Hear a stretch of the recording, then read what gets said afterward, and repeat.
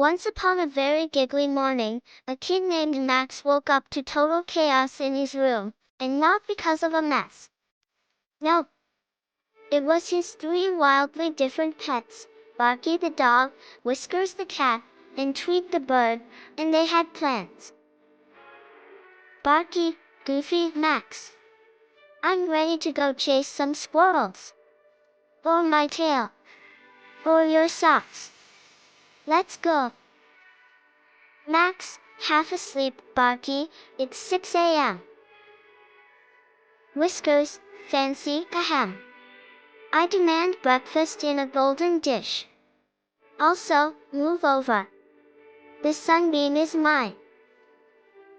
Max, laughing, Whiskers, this is my pillow. Tweet, hyper, I wrote a song. It goes tweet tweet, squawk squawk, cha cha cha. Barky, let's make a band. Whiskers, only if I'm the lead singer. Max didn't need cartoons. He lived with a sitcom.